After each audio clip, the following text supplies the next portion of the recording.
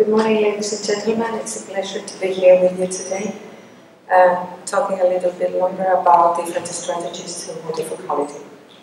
So we all know that, we've been talking about this, that to achieve spectacle independence in presbyopic patients, there is a range of surgical procedures available to us, from the creation of corneal multifocality through the application of corneal laser and inlays to the implantation of accommodative or multifocal IOLs.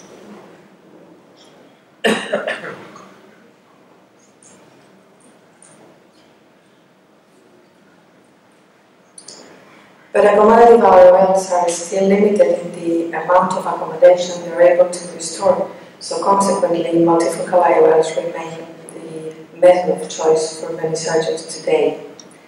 Multifocal IOLs have been around for over 20-25 years, from the initial bifocal models to the trifocal models that followed, up to the extended range of vision with newer lenses.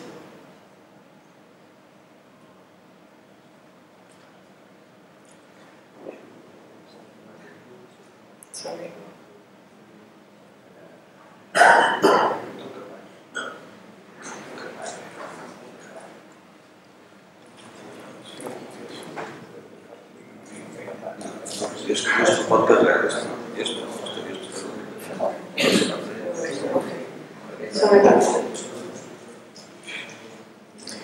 So in 2016, we learned through the Leyre Zabala that only 9% of our total cataract surgery involves the implantation of the presbyopic correction IOL. And surprisingly, monovision technique is performed 3 times as much, even though we know the consequences it has on stereopsis and contrasensitivity. And the reason for that is that we still do not have the perfect solution to fulfill the patient and the surgeon's expectations.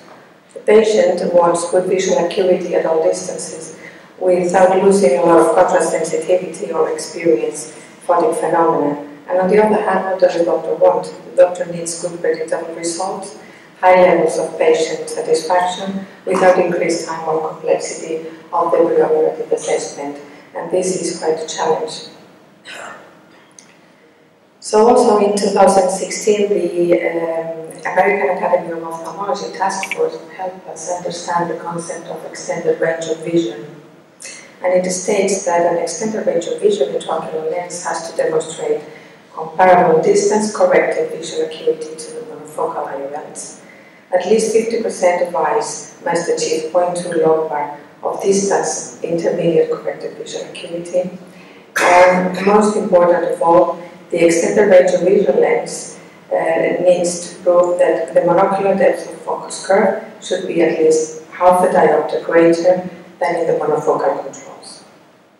So with that in mind, in the last few years we have been able to see the emergence of new extended range of vision intraocular lenses, each with a different optical characteristic to qualify as such. We have a few of them here in the slide, but there are certainly more. Ramiro talked to us very nicely about this new precision presbyopic yesterday, so I'm not going to talk about it any longer. I'm going to talk about this lens, the Multifocal well ready, which is a progressive optic with a central distance zone, with positive spherical aberration, a surrounding distance zone with negative spherical aberration, and a peripheral monofocal aspheric zone. With that, what we end up is with a progressive extended depth of focus of approximately 2 diopters and quite a good quality of distance vision. This study shows that the amount of high order aberration commonly increases with increase in pupil size. But the Mini-well maintains similar aberrometric profile with increase in pupil size, so it may be expected to have reduced potential for causing photic phenomena or night vision disturbances.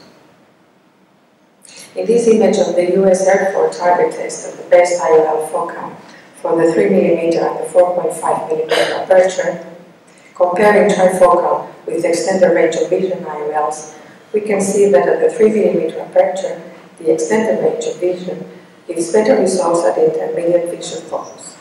And for the 4.5mm aperture, the extended range of vision in intraocular lenses give equal or better results at distant vision focus. The defocus curves shows what we were expecting, the 3 distinct foci for the trifocal IOLs, and an excellent distance vision, a smooth transition from intermediate to near focus, and a drop at near vision. The contrast sensitivity curve in photopic conditions for the 4 lenses is barely the same.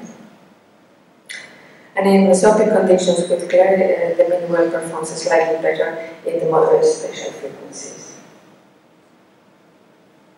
When we look at the light distortion, we can see similar results for the intraocular lenses, ranging between 25% of light distortion for the mini-well in the lower end of the spectrum and 35% for the symphony in the upper end.